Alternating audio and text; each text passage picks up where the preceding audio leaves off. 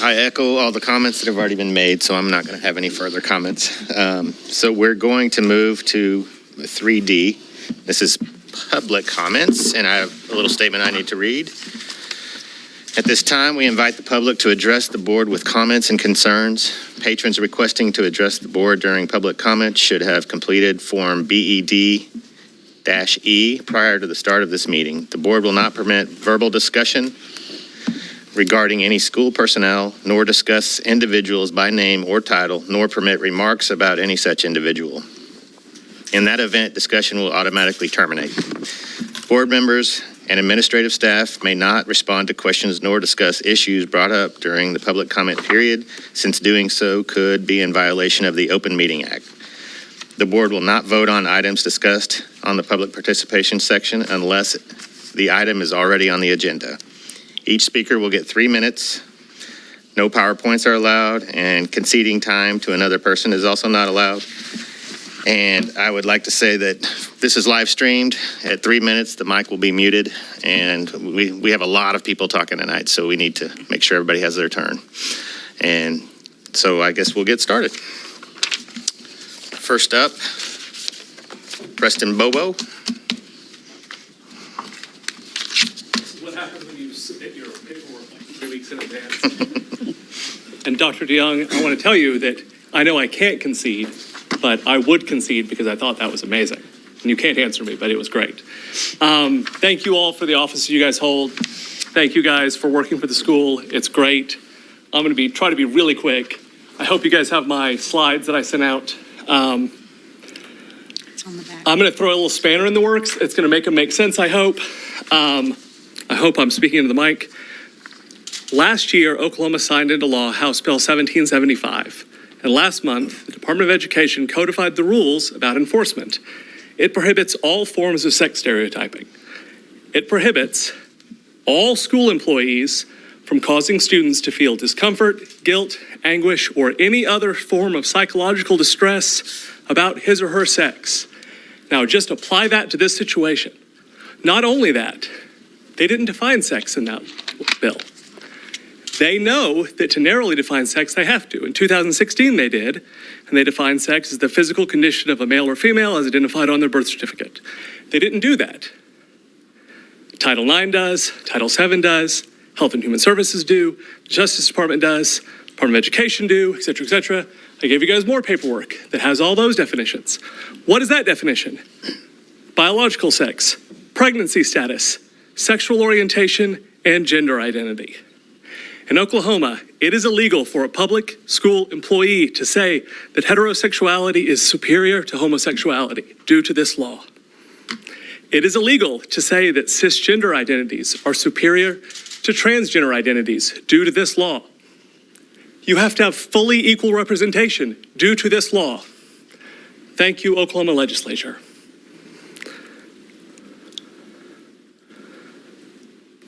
I think that's all I have. Yeah, that's it. I love this law. I was prepared to speak for 2 minutes.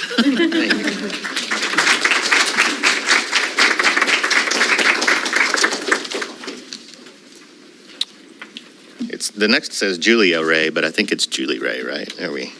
Yeah. Julia, if I'm Julie. Okay. hopefully I'm not in trouble. Not yet. Good evening. Thank you for recognizing our students at the beginning. Those are my children's best friends and their compadres and the people that we live with just daily, and they are just the most wonderful kids. And this is off script, so I'm sorry. We have the best group of students at Stillwater, and we are proud to be here. We chose Stillwater. I told Melody this yesterday that we haven't gone somewhere else because, it's cheaper to live in Perkins because of the opportunities that our children have here, and we are so grateful for that. But I just want to express my heart as a mom. I have 3 children who attend Stillwater Public Schools. We're pioneers through and through. We enjoy the diversity of our community. We have friends from all walks of life, and we really want what's best for all people. As a biological female, my experience as a preteen and teenager entering puberty was confusing and definitely different than my biological male counterparts. I made great efforts to hide what I was menstruating out of fear of being made fun of by boys. The restroom and the locker rooms were places where I knew there was no chance a boy would know what I was doing. When I was in high school, this wasn't planned either. I had boys that harassed me about what I looked like, and the place I knew I could go was the restroom. I in no way think that a transgender student would be that boy to me. But a boy posing as someone with a nefarious, and I know this hasn't happened, but for my children, it hurts the thought of them going through that. Biological females have been second place to biological males for years. Do biological females not have the same right to comfortable access to the restroom as transgender students? I'm concerned that we're telling them to just get over it if they're uncomfortable, and that the boundaries that they have made for themselves are not important. Is this negating everything we have taught them about consent? What I've taught my boys, what I've taught my girl? Are we invalidating their rights for privacy, comfort, and personal convictions, including religious convictions for some of us, which are also protected under Title IX? My biggest concern, our junior high and middle schools are consistently experiencing problem behaviors in the restrooms. Administration has been unable to keep this from happening, and I have a senior, so it happened then. My now 9th grade son intentionally does not use the restroom at school unless absolutely necessary, because in his words, I don't want any part of that mess and being caught in there when someone is doing something irresponsible. My son, so help me, will be respectful, and he will not use the girls' restroom as a prank, but it is only a matter of time until there's a TikTok challenge again. To try to use the opposite bathroom or locker room with the claim of being non-binary or transgender. Julie, I'm sorry, but we're at 3 minutes. Thanks. Thank you. And video what happens. Thank you. Thank you.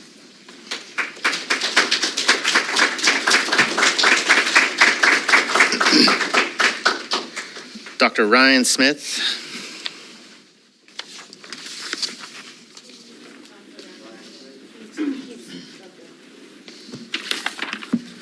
Hello, my goal in speaking this evening is to respectfully address the possible need to press pause on even seemingly small decisions or policies or procedures like those currently under consideration, based on the effect that they have on our trans-identifying or gender non-conforming students.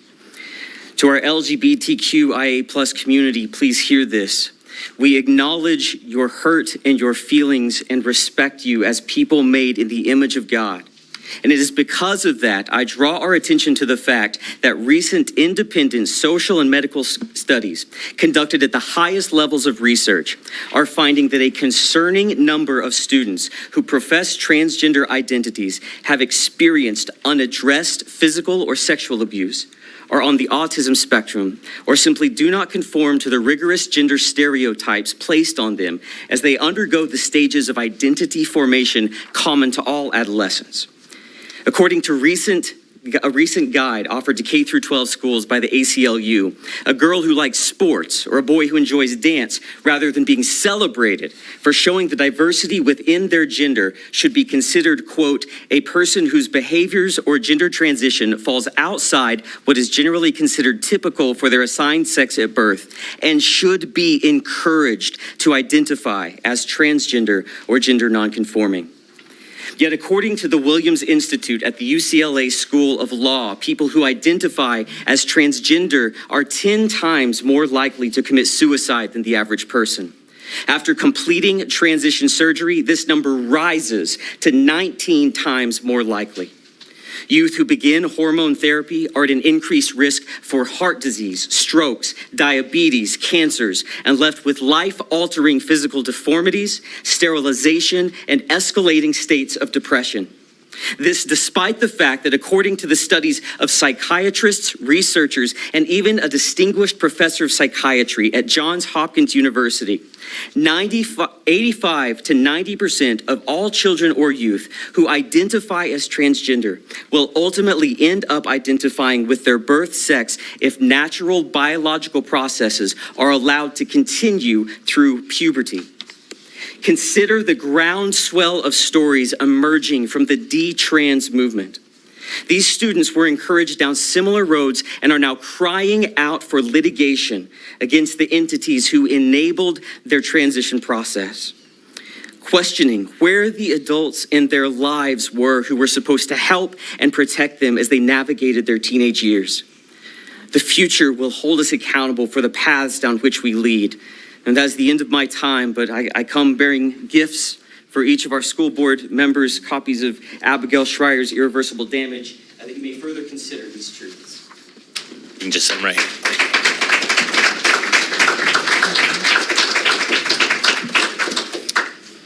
Tina Smith. Is Tina here? She's coming. Okay.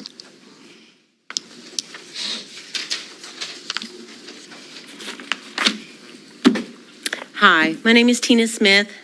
I live in Perkins and I work in Stillwater. I'm a taxpayer here to express my concern and disapproval allowing a biological male student to share a bathroom or locker room with a biological female student or vice versa. School is an experience that is unique to each individual, and I was an awkward student with no or very few friends. As a young woman, figuring out how to deal with my cycle, the cramps, spotting, heavy days when more than one sanitary napkin was required, bleeding through my clothes, there was more than enough pressure for my peers without adding a boy to the bathroom or locker room experience. I am sure many women here could add to the list of challenges young women and girls face on a daily basis involving their natural body functions.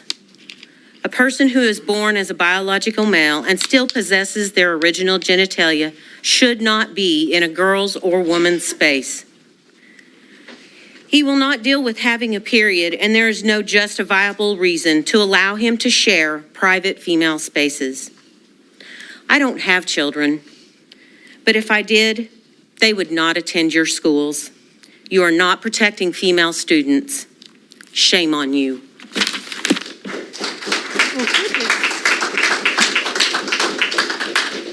Steve Schroeder.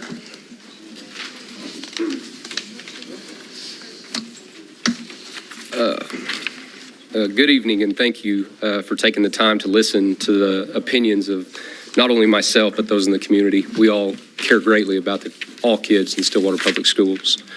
While I don't normally speak publicly to political and social, religious matters with regard to the education of my children, I feel that standing by and watching what's transpiring here would be a great disservice to my family and the community. While I don't claim to speak for everyone, certainly I don't, I know the views I am expressing this evening are shared by many. I'm of the opinion that we have reached a crossroads of sorts with regard to where and on what terms our children will receive a safe, reliable education. While Stillwater hasn't always been my home, it's the place that my wife and I made a decision 3 years ago to raise our children based largely on the school system that I thought proudly led, guided by a strong moral compass. But now I'm afraid that assertion may have been wrong. The foundation of the most important factor that brought us here, the school system, has been shaken tremendously by decisions by both this board and the community to appeal and conform to the extreme minority at the expense of the extreme majority. At what point did this board decide to concede common sense? How is there so much confusion among so many apparently well-educated adults about one of the simplest biological truths? The decisions you make or already have made are bigger than simple identity and bathroom usage. Its implications are more far-reaching than we can perceive at this moment. It's a true crossroads of how this community will stand up and be a light in darkness, or how we will conform and fall victim to the abyss that is now political and societal correctness. The adage, what's right isn't always popular, and what's popular isn't always right, has never been truer than at this moment right now. As a school board, are you sheep or are you shepherds? Are you followers or are you leaders? Do you truly want to stand up and do what's actually right, or are you going to continue? We have an obligation to look past the simple financial implications of this decision, because there are some. We have an obligation to our children to share our wisdom of right and wrong, moral and immoral, and doing what's right and moral must take precedent, even at the expense of financial gain. How we as a community and you as the elected school board representatives choose to act in response to this appeal of social wokeness will have a lasting impact not only on the community, but also on the almost 6,000 students that depend on us to help propel them into the world as community leaders for future generations. Are we encouraging our kids to fall in line and forcing them to conform to this social wokeness despite absurdities, or are we creating leaders who will be able to identify and call out issues that conflict with our core values and common sense and what it means to base decisions on God-granted biological evidence and fundamental truth? Most importantly, if your grandparents were sitting by you today, how would they see your opinions and your judgment?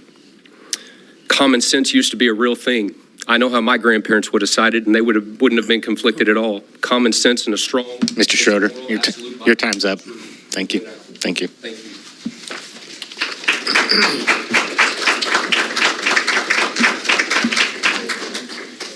you. Megan Schroeder, would you like to speak?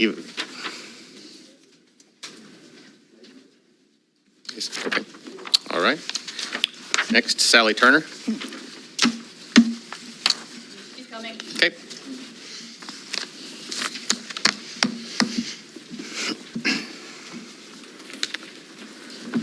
Members of the board, thank you for hearing me speak today, and thank you to everyone who's here to support our students. It's great that we are so engaged. Fear is a natural response to something we don't understand, and the best way to deal with fear is with education and information.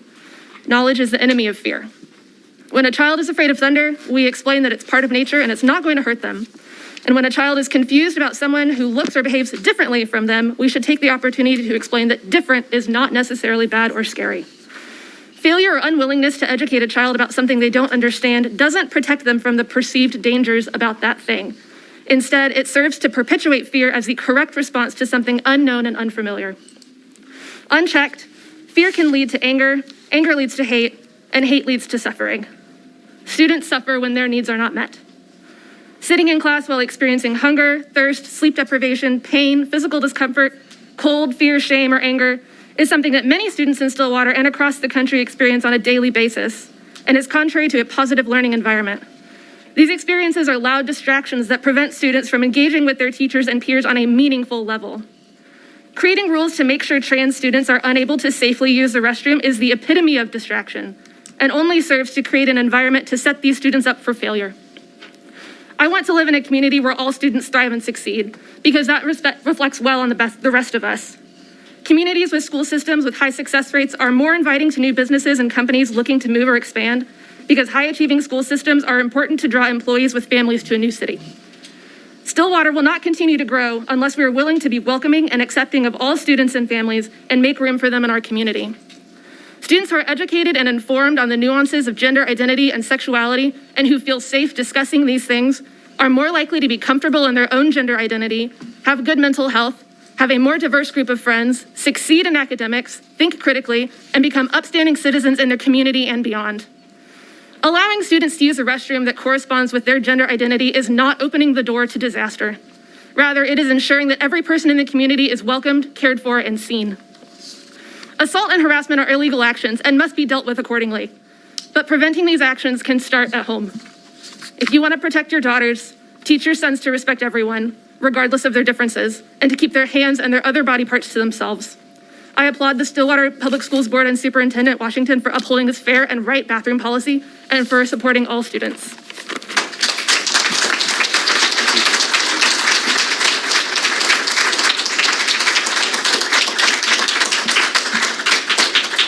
Delicia Timmons, if I said that correctly. Okay. Hi. It's Delicia. Delicia, That's okay. okay. Everybody says wrong. Thank you for allowing me to speak tonight. And I usually don't speak in front of people. It's a little weird for me, but I have a 13-year-old daughter. She's here, but didn't want to stand up here, which I understand. I do understand that we want to keep all of our children safe, and I want to speak from her perspective as a 13-year-old at the middle school and not going to the bathroom all day because she doesn't feel safe. And that's not from hating anyone. Like, we don't hate the other kids. She just doesn't feel safe and doesn't feel that, I guess, her privacy is protected. The bathrooms at the middle school are, well, they have 4 minutes in between classes. So I understand, I told her that there is a single bathroom that she can use if she feels unsafe or that her privacy isn't protected, but she has 4 minutes in between classes, and she is an excellent student and doesn't want to be counted tardy or miss class, anything like that. So she has made the choice to just not go to the bathroom while she's there. I'm concerned as a mother and her health due to her changing body and toxic shock syndrome, if you've heard of that. If you're on your period and you have a tampon in too long, a pad on too long, you're at risk for that for more than 4 hours. And we know they're at school more than 4 hours. So I am concerned about her safety in those regards as well. So I just ask that you consider writing a policy. I know Governor Stitt wrote a policy that you can't change your birth certificate from what you were born, and it's not legal to ask people their gender identity and things like that. Safety concerns, I don't know. So my suggestion, because I know on your board policy it says for suggestions to fix the problem, so I was just trying to brainstorm about how we don't make everyone feel uncomfortable, is we just go by, other than building single bathrooms for every student that we have, which I think is probably not plausible at this time and very long term, but going by to the bathroom that you're assigned to at birth. So that's my suggestion. Thank you for your time. Thank you.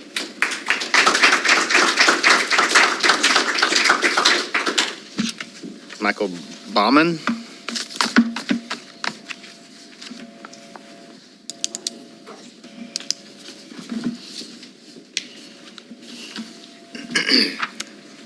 Well, first of all, I'd like to thank the board for allowing me to speak. And I think I speak for everybody that a constructive and respectful dialogue is what we need in a community to make it to thrive, to make it to grow, and to make it to prosper. And I think even though we're talking about middle school and high school policies, there are a few minority, a small percentage of people that are speaking that they're like they're high schoolers or middle schoolers. And that is something that deconstructs the community.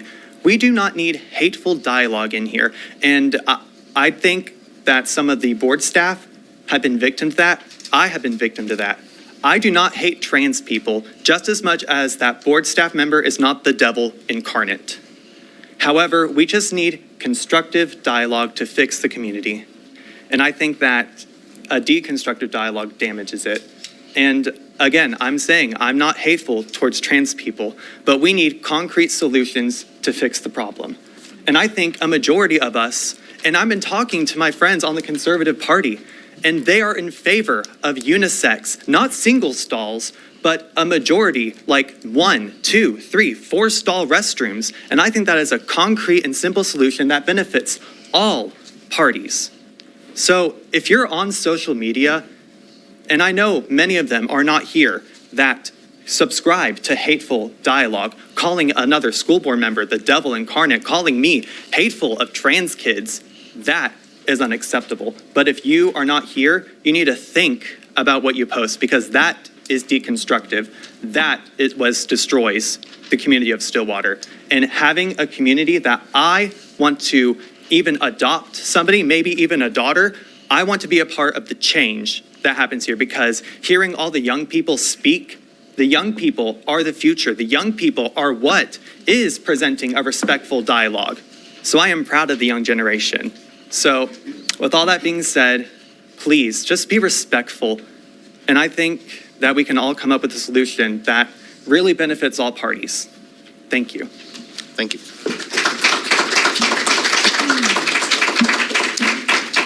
Ed Gallegos. Don't get more than 36 Yeah, seconds. and they're going to start over. Just for you. I got that last time. Okay. So, Dr. Washington, thank you for your email on March 31st clarifying that it has supposedly been the policy of Stillwater schools to allow biological males identifying as female to use the female restroom facilities. This awareness has greatly increased the knowledge and decreased the ignorance of Stillwater parents, as virtually none of the parents and very few of the teachers were aware of this policy and is not discernible from reading the policy revisions. It has also increased the knowledge of several board members as they claim to have no prior knowledge of biological males in the female bathrooms until my March 1st email to the board. Since we don't have time in this forum to address all the legal contradictions in the March 31st email, we have created a website called stillwaterparents.com to help bring about awareness of the policies and practices in Stillwater Public Schools. Regarding the items that were not addressed in your emails, could you please provide further clarification on the following 3 items? First, in your email, you acknowledge that the change in policy came at the behest of the Office of Civil Rights in 2015 during the Baughman administration. Can you please clarify why the policy in Stillwater was not reversed when the Office of Civil Rights rescinded its guidance regarding Title IX in 2017? Second, your email cited the Doe versus Boyerton decision. In this decision, it explicitly states that the district required the student claiming to be transgender to meet with counselors that were trained and licensed to address these issues, and the counselors often consulted with additional counselors, principals, and school board administrators prior to allowing someone to use the bathroom facilities of the opposite biological sex. By what policy metric does Stillwater determine gender identity? Can a male identify as female as he is walking into the bathroom, or is there a certain time frame he must have identified prior to admission to the female bathroom? Or is it maintaining a certain dress code for a set period of time, or perhaps a hormone level that the school is tracking? Last, you've stated that Stillwater uses expert legal counsel, and we know that Stillwater uses Rosenstein, Fisk, and Ringo out of Tulsa, who consults for most of the districts in the state. However, not all the school districts that consult with Rosenstein had the same policy as of March 22. Can you please provide the written advice from Rosenstein that explicitly states that schools must allow biologic males identifying as female access to the female restroom facilities? I realize that you are only the interim superintendent and you're not responsible for this mess, so it may take time to gather this information, but surely the changes of this magnitude are detailed in the board and administrative meeting records. Thank you.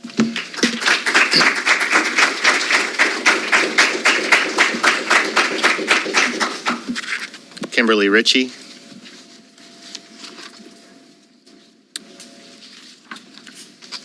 Okay. Aaron. Okay, thank you. Aaron Means. DDS. Dr. Aaron Means, sorry, sir. Is he here? He's in the hall.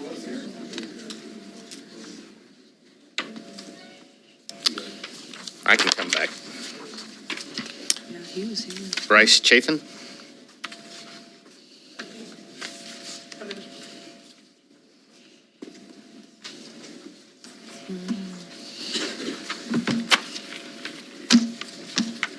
Gravity is a harsh mistress.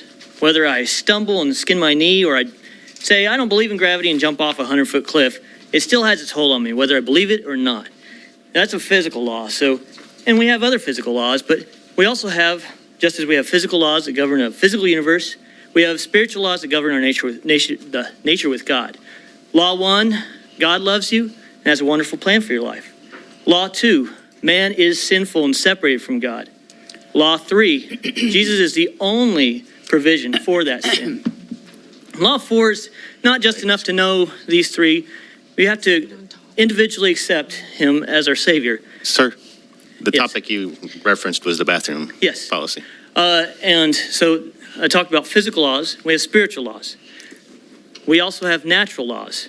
Natural laws, for instance, one natural law is in that day that God created man, he made him the likeness of God. He created them male and female.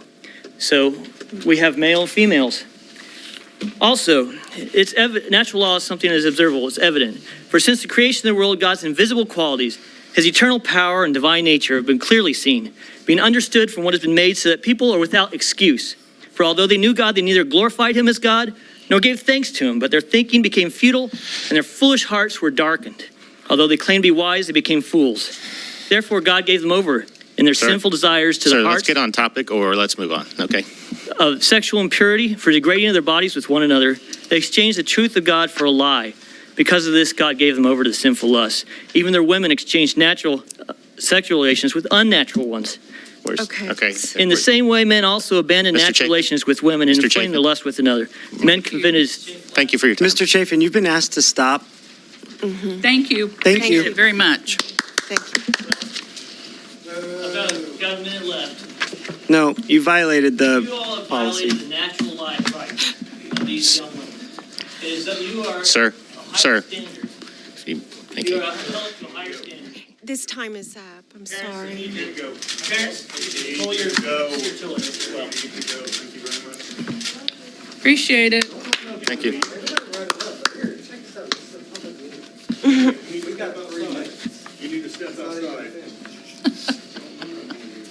This might be it. All right, Kim Chafin.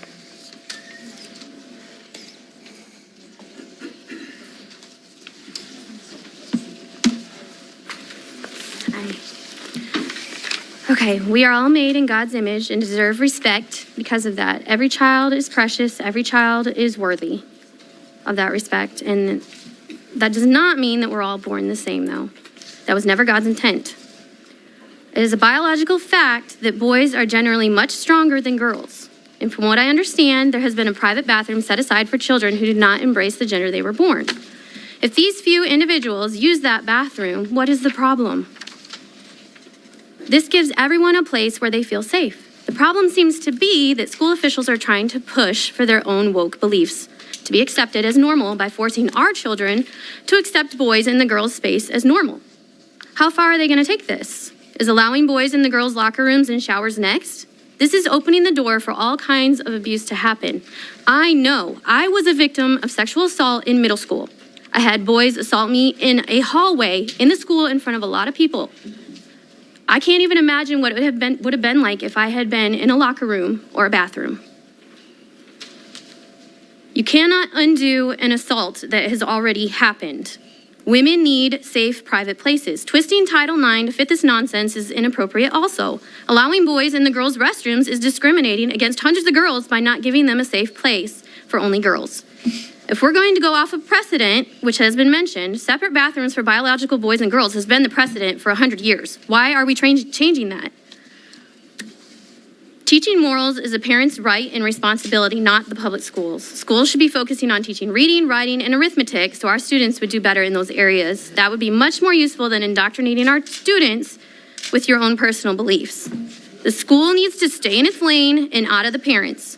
And for you board members who claim you are Christians and supporting the indoctrination of our children with this immoral nonsense, the Bible has something to say about that too. Luke 17:2, it would be better for them to be thrown into the sea with a millstone hung around their neck than to cause one of these little ones to stumble. I am not at all condoning violence, so don't twist that either, but you will have to answer to God someday. And for you men, there are two types in this world. The type that protect women and value their uniqueness, and the type that do not. We need more good men to fight for us and for these girls.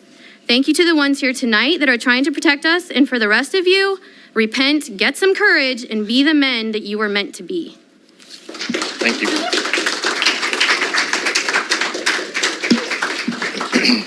Trent England.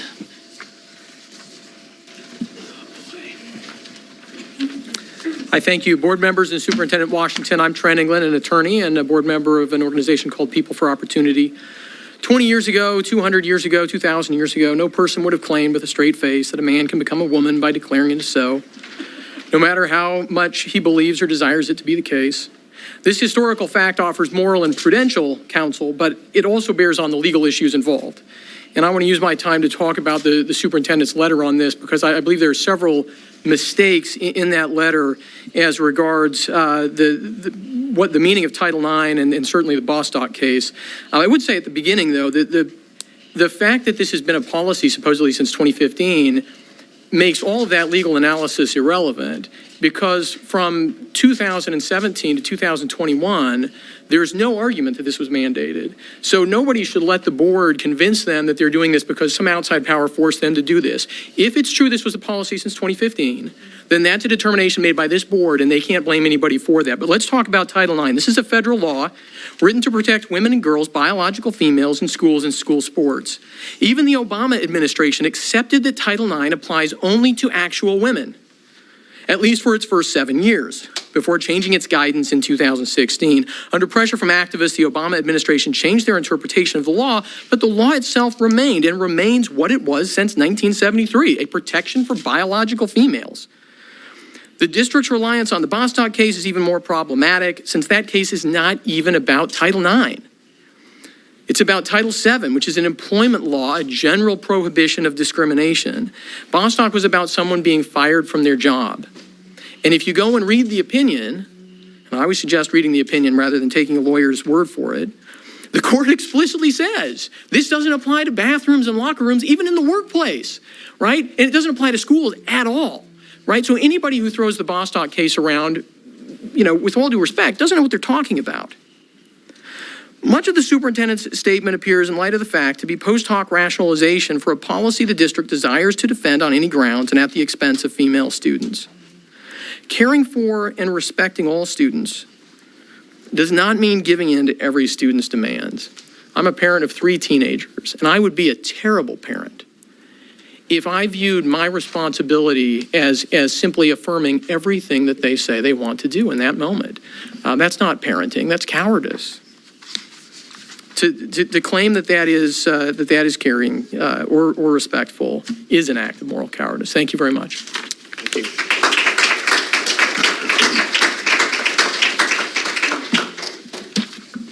Kerrigan Sidenfuss? Sorry. Okay.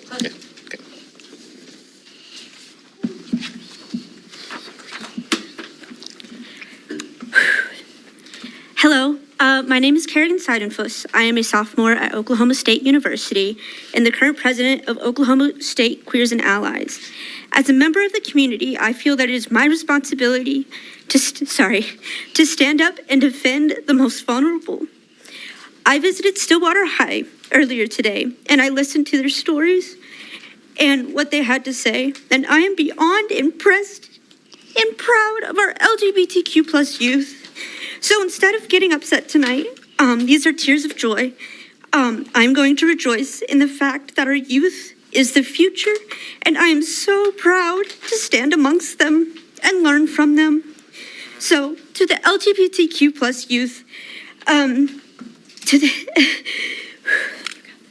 the LGBTQ plus youth, and especially to the trans individuals in Stillwater, we as a community are on the right side of history. These hurtful words don't define who we are. You are brilliant and bright and intelligent and courageous and strong. I see you. I hear you. I stand with you. One last thing to the Stillwater community. We are here, we are queer, and we aren't going anywhere. Thank you.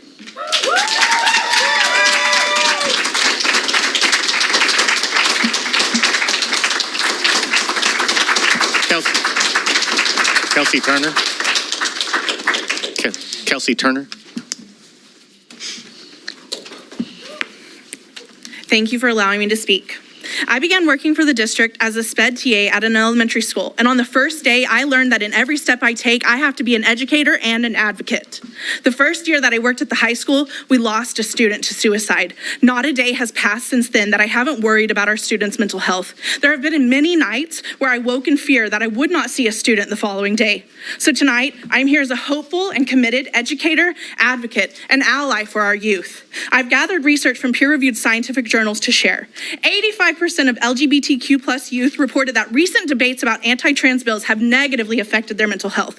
2021 was the most fatal year for transgender people. Transgender people are 4 times more likely to be victims of violent crime, and studies have shown that the kind of language and attitudes we are hearing and seeing within our community and the state lead to these statistics. This harmful language is not productive. The continuation of this type of rhetoric that's happening, even tonight, is truly causing harm to our entire community and children. The Journal of Adolescent Health states that transgender youth had a 2 to 3-fold increased risk of depression, anxiety, suicidal ideation, and suicide attempt. Among those who had attempted suicide, 34% had done so by the time they were 13 years old. 58% of transgender youth experience victimization in school. We know that victimization and lack of acceptance are associated with suicidal behavior. However, research has shown that even minor acts of acceptance are linked to positive outcomes. Transgender and non-binary youth are less likely to attempt suicide when their gender identities are respected respected and affirmed, and find that LGBTQ affirming spaces and transgender inclusive policies and practices are consistently associated with lower attempts of suicide. The study, School Restroom and Locker Room Restrictions and Sexual Assault Risk Among Transgender Youth, provides extensive data revealing that restroom and locker room restrictions lead to higher cases of sexual assault against transgender and non-binary adolescents. Knowing that anti-trans rhetoric and policies can lead to increased sexual assaults, mental health concerns, and suicidal ideation should be more than enough to silence the individuals that try to create and perpetuate fear and discrimination. We must put a stop to the harmful discourse, misinformation, and fear-mongering. Those who speak this way are harming human beings, harming our children. The Human Rights Campaign states that these discriminatory efforts send a harmful message to our overall society and culture that transgender people are not worthy. I had never heard a student say anything on this subject until 2 weeks ago. I have now heard harmful, ignorance-based comments in our school that were ignited by the petition. We have transgender youth in our schools. They are kind, bright, caring, loving beings, and they do not deserve to be spoken about in this manner. We must continue to love and embrace these children. The majority of students accept, embrace, and respect one another, but they are watching and listening. What example will we set for them? Will we show them unity or division? Will we show them love or hate? Will we teach them tolerance or ignorance? Our district Ms. has Turner. always worked to protect.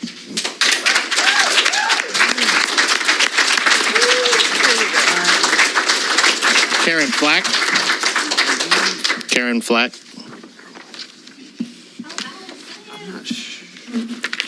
Good evening. Thank you. My name is Karen Flack. I've been in Stillwater about 35 years. I have 4 children and I have 10 grandkids, so that's a blessing to me. And I do believe that God created male and female.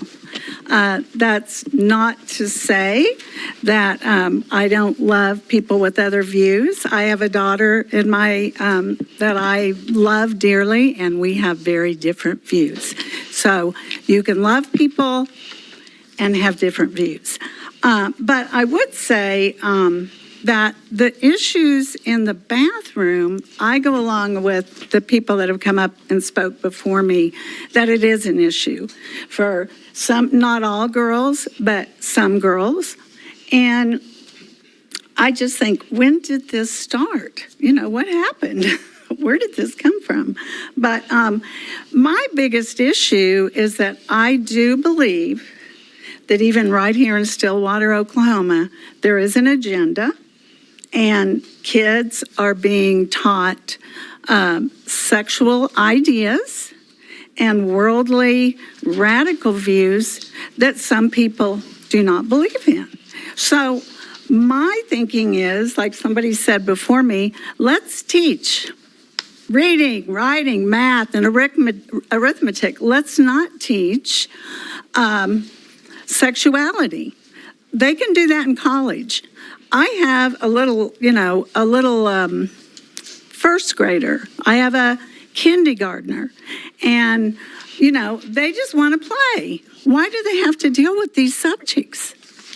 It's because there's radical views that should not be in the school system. They should be left out.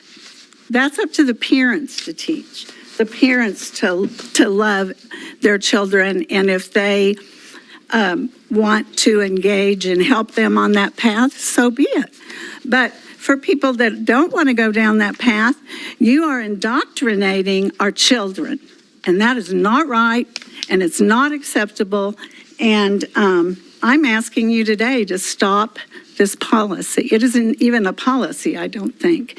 And yes, all kids, all people need to be accepted and loved. Thank you. Thank you.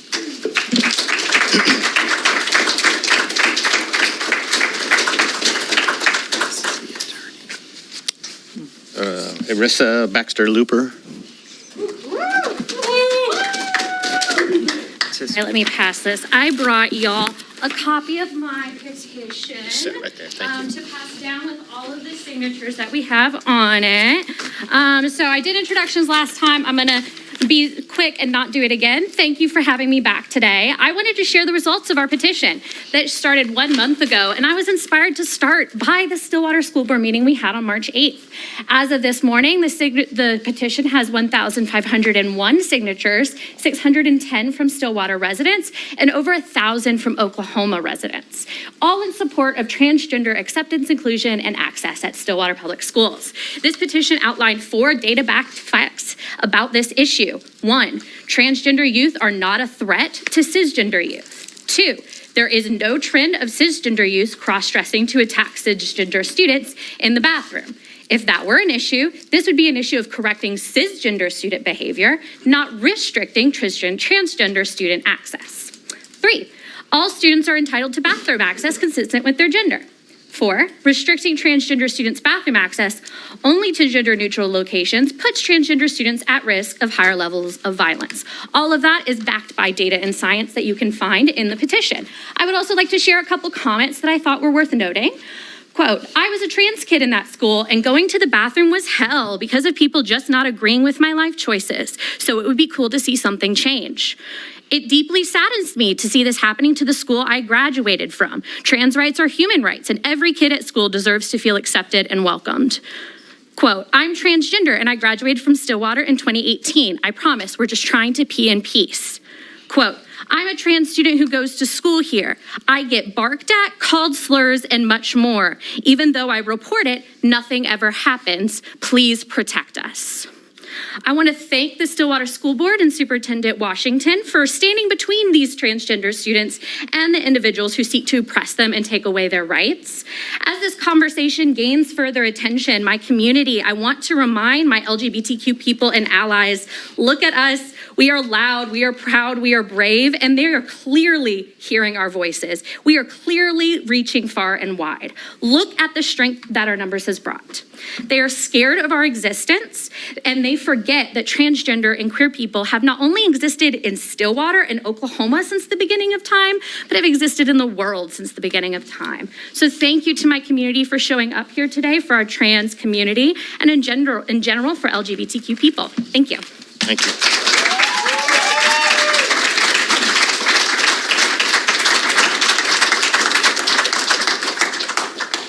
Probably going to get this wrong because I can't read the handwriting. Ryan Hainey. Ryan Hainey. Sorry. I couldn't tell if that was a Y.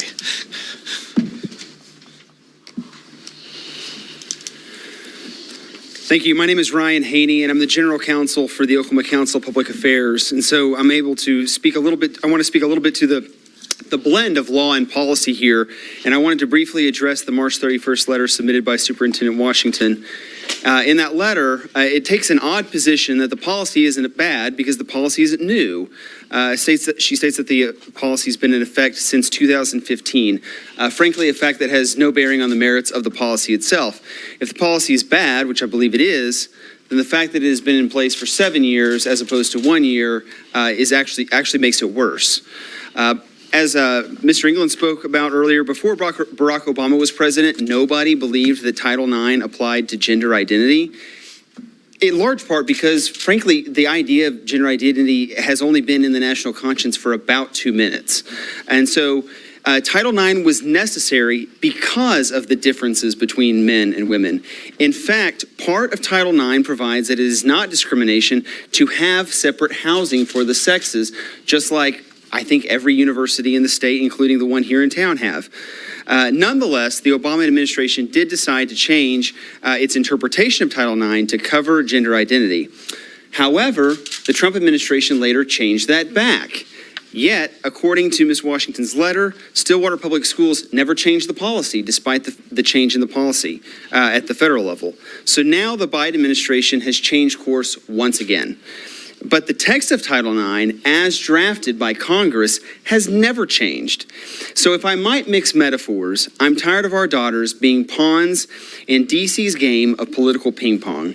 If Stillwater Public Schools must choose between protecting our daughters and being on the wrong side of the latest flip-flop at the U.S. Department of Education, I would kindly ask that they choose to protect our daughters and leave the politics to DC. Thank you. Thank you.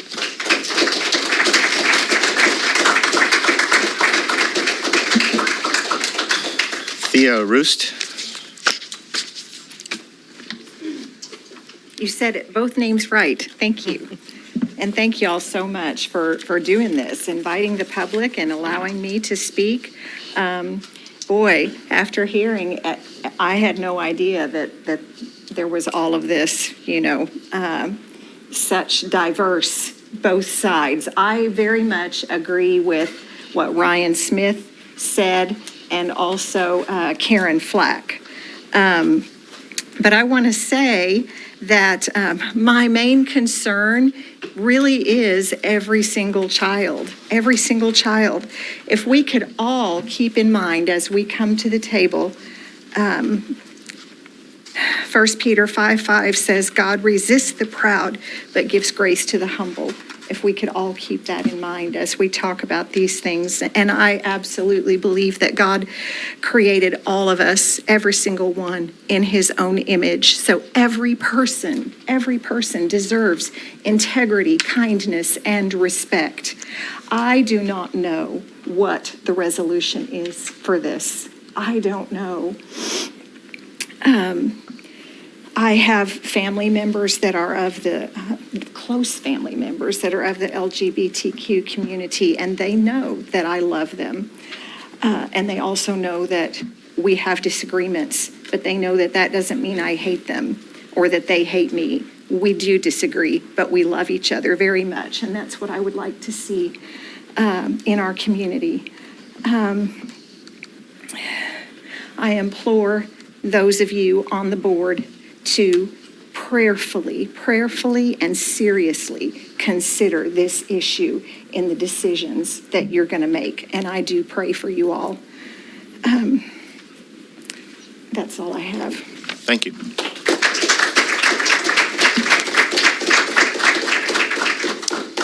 Reverend Jenny Hardin.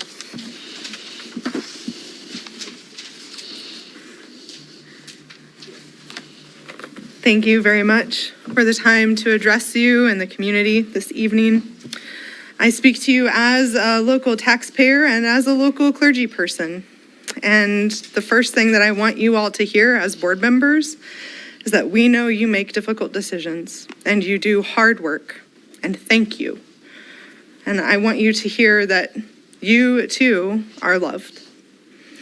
And so as a clergy person, I want to share with the gathered community what Jesus has commanded of us, for those of us who identify as followers of Jesus. Love God. Love your neighbor as you love yourself. It's that last one that we humans find to be the most difficult. It sounds simple, but many decide that it's a bigger commitment than they're willing to make. We would rather speak words in hate than learn about those we don't understand. We would rather walk away from those who are different from us than lean into our discomfort. We would rather live in fear than get to know those we have been taught to be afraid of. It takes some effort to love our neighbors. The Apostle Paul wrote to the church in Corinth, if one member suffers, all suffer together with it. If one member is honored, all rejoice together with it. This is true not only of faith communities, but also of sports teams, all manner of support groups, and communities of learning. So I ask the members of this community, do you want to continue to live in fear and hate? Or do you want to seek the love that is in your hearts and learn about those who are different from you? Let us not judge others based on what we perceive and instead make an effort to understand. Let us make an effort to learn about those who are different from us and see every individual as a beloved child of God. May we always remember Christ's commandment to love our neighbors as we love ourselves and to treat others in the same way that we want to be treated. Thank you. Thank you.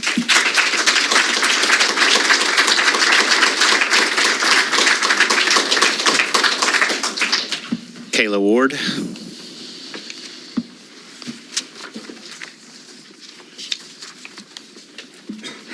In my time in high school, I was told I was a threat. That is not true. I was told I had to use the boys' bathroom. That would have put me in danger.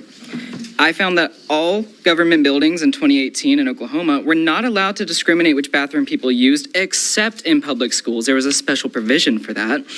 And worst of all, I was turned in by my fellow girls for just doing my business. I can't speak for the boys because I'm not a boy. But in Mean Girls is a social commentary movie about high school and about the bullying that takes place there between girls in particular. The movie is obviously a comedy, but it addresses very real things. In high school and throughout elementary and middle school, girls are taught to alienate each other and to hate each other. Near the end of the movie, the principal is made aware of the problem and they decide to do something about it. They hold an assembly in which everyone there is asked to own up and face the bullying and discrimination that they have faced at the hands of each other. Everyone raises their hand whenever it is asked who has faced this. Everyone. They then have a platform in which they discuss it, and they have a trust fall, and they all come together. It's a movie about coming together as women and throwing off the shackles of false dogma. The dogma of religion, of the state legislation, of the parents, of the long-standing social hierarchy of women instilled by the patriarchy, and so forth. I do not blame the girls who reported me in high school for using the women's restroom, because I know that they did so out of fear and misunderstanding. The girls who did it did not talk to me. They did not talk to other trans people. They listened to their legislators, their churches, their parents, and ill-equipped doctors who also have not talked with trans people, and they took their opinions and ran with them. Well, the facts are in, and the facts don't care about your feelings. Trans women are not a threat to your daughters. There is no trend of trans women going into restrooms and assaulting your daughters.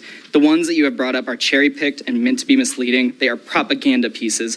The vast majority of trans women across the U.S. just want a place to do their business in private and without scrutiny. Trans women are fellow women, and high schools across the U.S. need to have a coming together moment so that girls are not harming girls and women are not harming women for things that they simply do not understand and are told that there is no reason to understand in the first place by pastors, parents, ill-equipped doctors, ill-equipped legislators. It is a failure to communicate that causes these issues. I have found that every issue on the face of the earth is a failure to communicate. Is a misunderstanding. We should not blame people for their fears, for they were instilled by long-standing dogma. Instead, we should strive to understand each other, to make the world safer and kinder for all. I urge the school board to put together LGBTQ inclusive lessons or to have an assembly or some way of coming together so that girls will support girls and women will support women.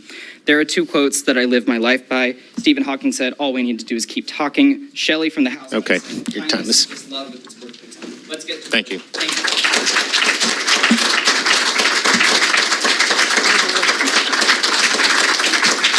Rusty Rhodes. Rusty Rhodes.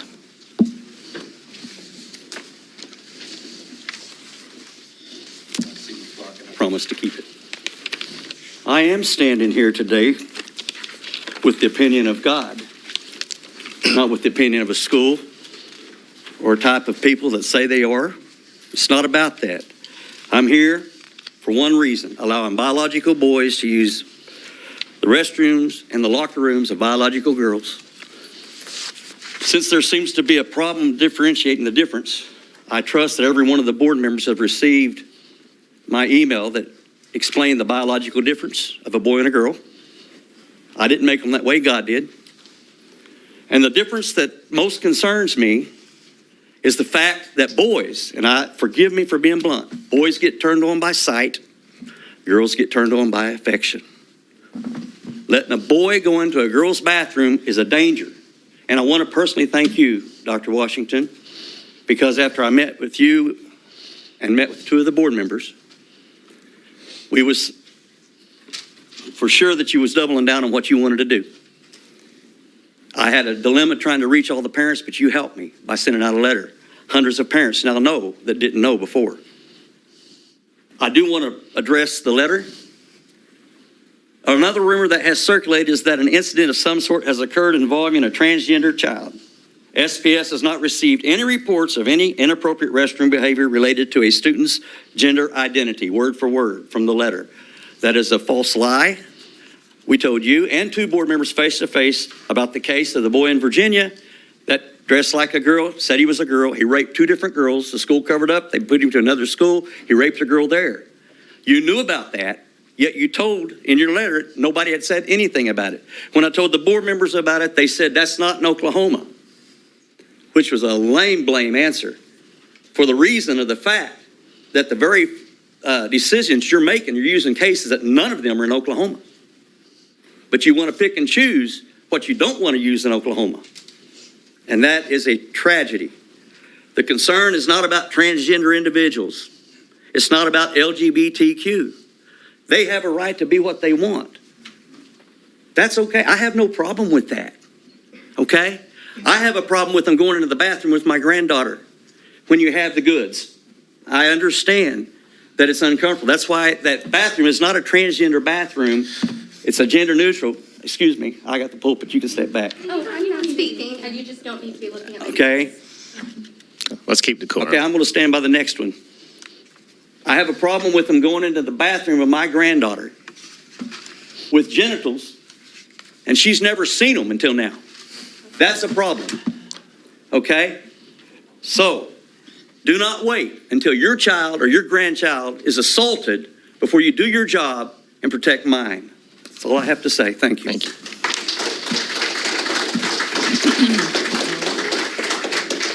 Lee Welch.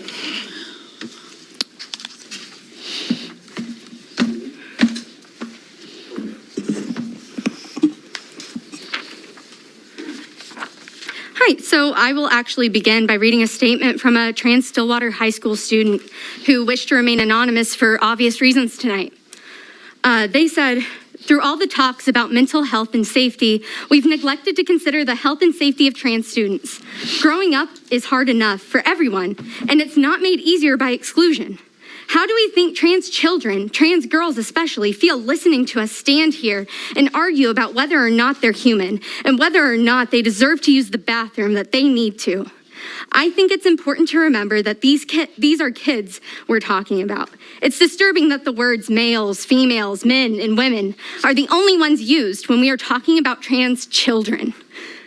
And now I'd also like to share a few words that I have also prepared. As a cis student, the largest part of my personal and professional development has been the ability to be authentically myself and being allowed my self-expression and protection. Something that hateful comments and calls for retracting inclusive policies does not allow trans students. And then additionally, to everyone speaking in opposition today, I'd like to iterate that any one of you here could have a family member or loved one who is trans, who have not come out yet. And I say this from experience. And they may not come out for 10 more years, or they may never come out due to the vehement and hateful language and exclusivity that makes them feel unsafe. These are not just theoretical trans children we are talking about. We're talking about members of our community and family and friends that we all claim to love and want the best for. Thank you. Thank you. Riley Flack. Riley Flack.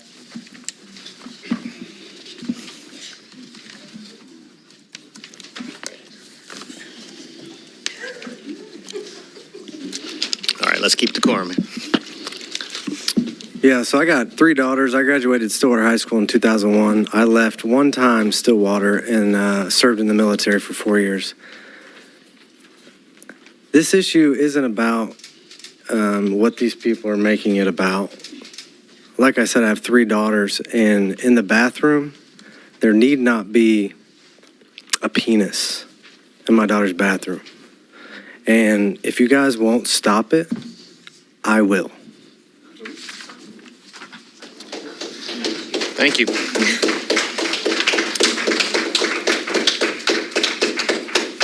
John Chaffin. Is that the same? Is that a different one? Oh, okay. It's the dad of the Yeah, okay, other one. okay. Women and men, let us consider some undisputable facts. Number one, biological sex is determined by a few factors. The moment a baby is born, we tell a parent you have a baby boy or you have a baby girl, and these are visible differences that cannot be altered. Every child has, in every cell of their body, has chromosomes that are corresponding to that, what you see between their legs. All right? Third is there are some things that cannot be measured by science. For example, I can measure and I can describe musical instruments and notes. I can describe melody, harmony, and rhythm. But what makes certain combinations of them appealing, lovely, rousing, and even healing is a spiritual thing and cannot be completely captured by science. The only fourth thing is the only morality that science alone might produce is survival of the fittest. Fifth thing is Dr. Paul McHugh, Chief of Psychiatry of Johns Hopkins Hospital from 1975 to 2001, has said the issue of transgender is the vast majority coming for surgery now don't have a biological reason, but a psychosocial reason. I submit to you that psychosocial reasons are spiritual and moral issues. Number 6, when you force girls to share the restroom with boys, you are infringing on their rights to privacy, modesty, and safety, and that is a psychosocial problem. It is a spiritual and moral issue. Therefore, this is a spiritual and moral issue.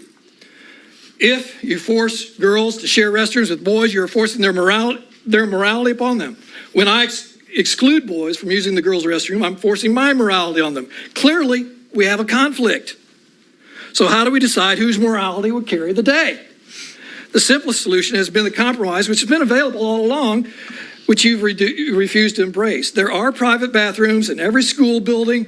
Instruct the boys who feel uncomfortable using the boys' bathrooms to use the private bathrooms. That's much more practical than expecting the girls who don't want boys coming into the restroom to all use one private bathroom. Certainly, with a better solution would be to help people whose feelings do not identify with their biology discover why and find a solution to that problem. It's estimated that 90% of all people who question the identity will eventually realign with their biology. Would it not be better to help those 90% with tough love rather than reinforcing false identity? Remember the revered document that's been around for 3,400 years and says a woman shall not wear anything that pertains to a man, nor shall a man put on a woman's garment, for to do so are an abomination of the Lord your God. The intent of those words is to keep the distinction between the sexes, and we need to do that. I urge the school board to change your policy. Thank you. Ellen Ingram. 4, maybe 5. 4, maybe 5. Hello. I come to you tonight as a parent of a sophomore at Stillwater High School. Our family moved to Stillwater about 5 years ago. We were in a situation where we could have picked just about anywhere in the state to move, and we picked Stillwater. Part of it is my husband and I both graduated from OSU, and part of it is I am totally obsessed with Cowboy basketball. But the main reason, the very main reason, is we did our research, and we wanted to be part of Stillwater Public Schools. We haven't been disappointed in any way. Our son is thriving. He's going with Mr. Z to New York City here in a few days. He's bowling with the bowling team. Who knew there was a high school bowling team? He even likes most of his classes. We love it here. He came from a tiny parochial school in Oklahoma City. His spiritual development is very important to us. His academic, social development, those are things that are real important to us. He's thrived here. He's never had an issue about a bathroom. He's never had an issue about anybody else's sexual identity. All of us in our family appreciate very much the inclusiveness of this school and this community. He's never felt unsafe, and he's always been very proud to be a pioneer. Our family fully supports the current policy that was articulated so well in Dr. Washington's letter a few weeks ago. The current policy clearly follows the law, and we believe it's the right thing to do. I encourage all of you in these difficult positions to make sure that every child feels as included and accepted as our child has felt in Stillwater Public Schools. Thank you.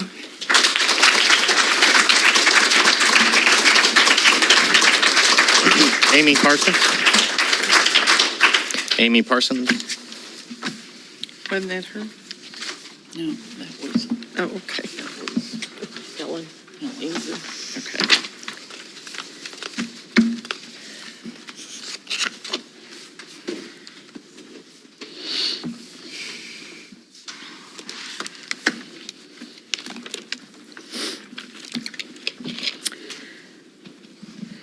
I would like to thank the school board and parents and attendees this evening for listening. There's several ways to approach the equality of the bathroom. These are just some of my viewpoints. It's disappointing that Mr. Walters in his recent letter used such language that was meant to spark fear in its reader. I've seen and heard others use the same kind of fear-based approach that paints a portrait of a predatory behavior.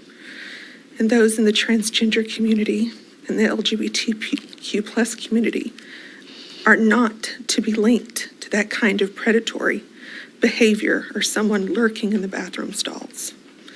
One does not equal the other. These students, like many, just want to go in and out without any attention upon themselves. They just want to use the bathroom.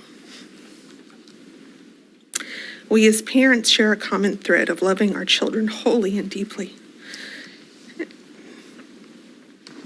and concerned for their well-being. And as a community, we share this bond, and we are proud to be pioneers.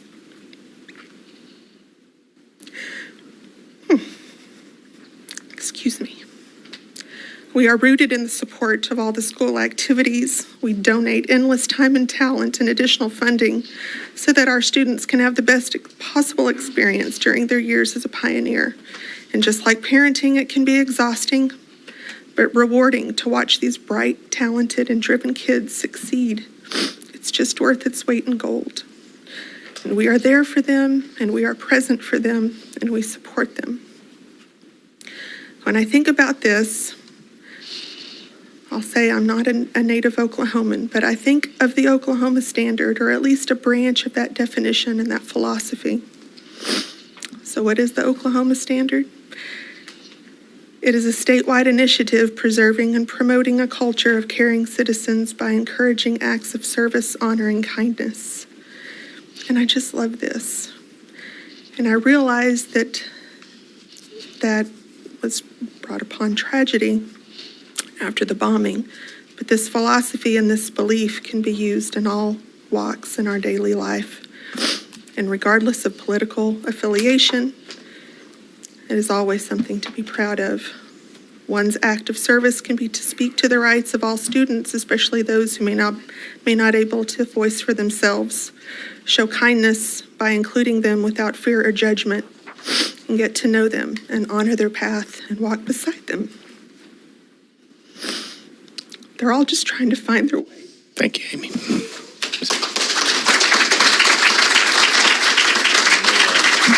Noah Burley. Noah Burley.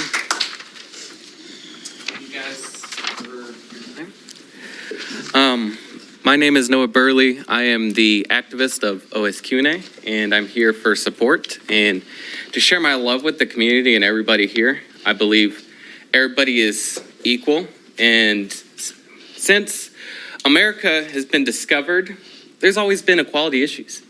There's always been issues for African Americans, for Native Americans, for people in the LGBTQ community. People have always been discriminated against, and that's not okay. And I am a trans woman who has issues. I have issues. I was abused by my mother growing up. I was sexually assaulted at the age of 17 by a man in a restroom, and that has nothing to do with this issue. Biological men go in biological men restrooms, but trans women should be allowed to go where they identify. And like a great man once said, I have a dream. Martin Luther King Jr. changed the rights for African Americans forever. And this is a similar issue where I believe everybody should have equal respect and representation. I think that all people should be equal. And obviously, I think that all people should be treated equally and with respect. Don't bring your religions into this. This is, separate church and state. I get that people have personal feelings of what they're scared of. People fear the unknown. But to bring your religion into it, like Islam, Christianity, this has nothing to do with religion. It has everything to do with basic human rights. And people are not getting their rights. People are being discriminated against. They're being stomped upon, and that is never okay. I think that everybody should have their rights. And what makes you a person does not define you by your biological sex. What makes you a person is who you are on the inside. Everybody is different. And if everybody was the same, we'd all be freaking robots. Okay? I think everybody should be treated with equal opportunities. I think that people should feel safe in their restrooms. I think everybody should have a safe space. Look, I have mental health, problems because of my mom. But that has nothing to do with me being trans as a person. I have accommodations, and I think people who have similar issues should have accommodations, and they should always feel comfortable and safe. I love everybody. I love all the trans people, and I'm always here to help everybody and support everybody. Thank you for your time. Thank you.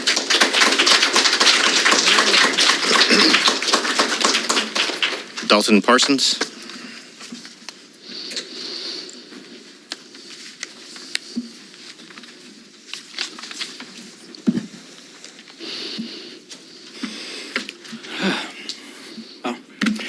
First, thank you, Dr. Washington, for so clearly speaking about these issues. And I thank the rest of the school board for your leadership and your calm pragmatism and these sort of overblown topics. My name is Dalton Parsons. I'm here as a parent of 2 current SPS students and then one that's already moved into OSU. Others have shared a more academic or more emotional approach here. I'm just going to go with the facts, at least as I see them. I am pretty simple in the sense. A bathroom is a room, usually with smaller rooms inside, where you poop. Trans boys are boys. Trans girls are girls. If you don't agree, it's because you've chosen not to agree. Schools all over the nation hold policies like ours, and it's impossible to find a true case where this has been a problem. Not the Virginia case that didn't actually work the way that you like to tell the story about. And sexual predators should be dealt with, full stop. Nobody's arguing that. That's not the debate. Let's be honest, the debate isn't about bathrooms or kids or what might happen in these bathrooms. Bathrooms have been a haven for bullies forever. I know they were when I was a kid. Few of these folks that are talking have ever really cared about that.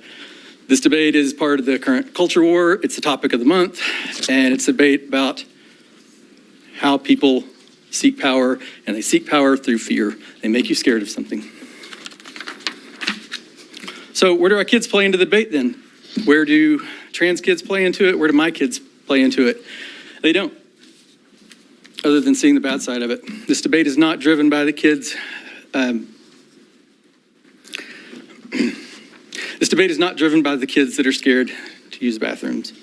This is a group of fathers that are either scared of the kind of boys they're raising or the boys that they were as children. These are the bullies. I know we can do better. These bullies feed on an opportunity to attack, and most important, be someone who attacks and be known as the person who attacks. We've heard that today. Our standard group is Stillwater bullies. Thank you. The bullies that stand in the hallways, like last time, yelling that they had told their kids to beat the out of anyone that's in the wrong bathroom and doing that intentionally in front of their targets. The bullies that show up at the Pride Day parade downtown, walking through the middle of the street with a holstered gun, chest out, taking pictures, just begging for somebody to say something, just waiting for the opportunity. And I'm not here to preach, and the ones that have done it for the most part have not really done that great of a job. But what's the worst is the bullies that reference the Bible, completely ignoring every point of his love that the Bible brings. Whoever claims to love God yet hates his brother or sister is a liar. And he has given us this command: anyone who loves God must also love their brother and sister. 1 John 4, 20 and 21. Thank you.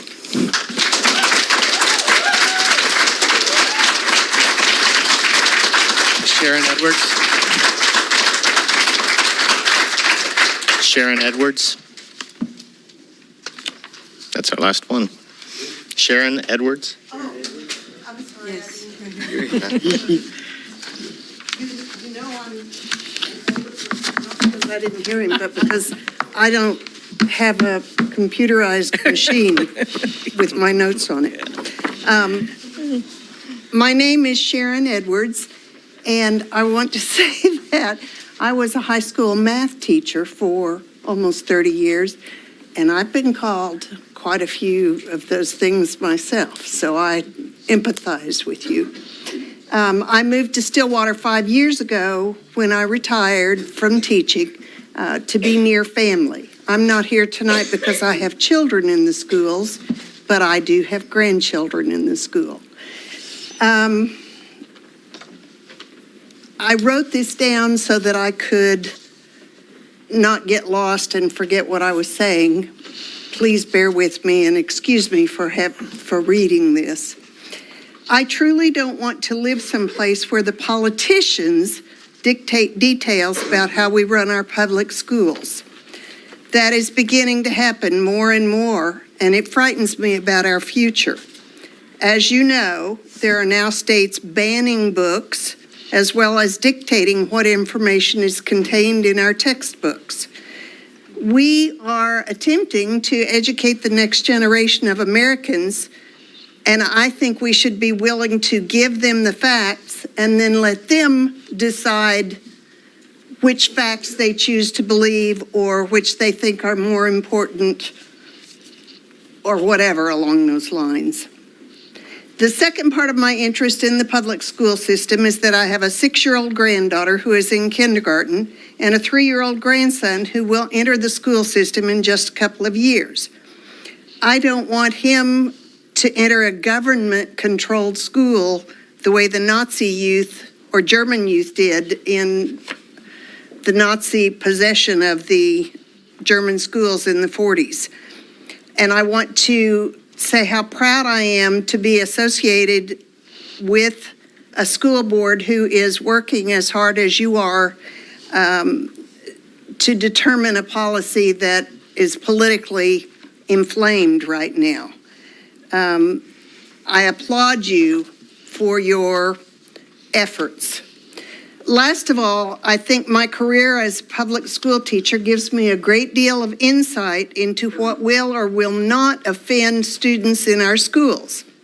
If I understand correctly, and I'm not sure that I do because I've been a little confused by what some people have said today, yikes, would there just be the one bathroom that would be designated as gender neutral? If that's the policy, why would girls going into the girls' bathroom be afraid? And I'm sorry. Thank you. I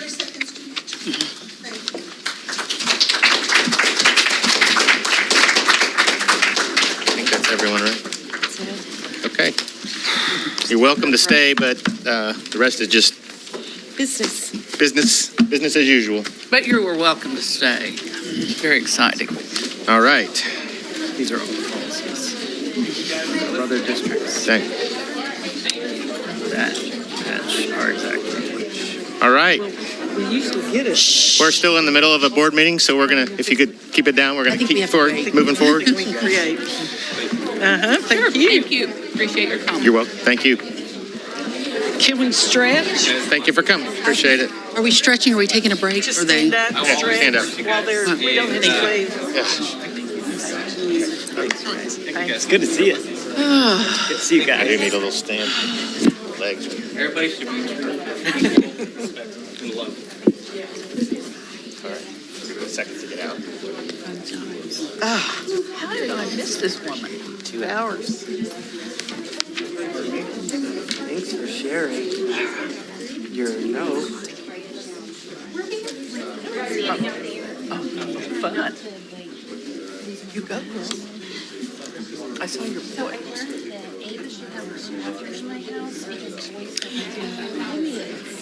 What do we have? I don't have a list. I have their actual.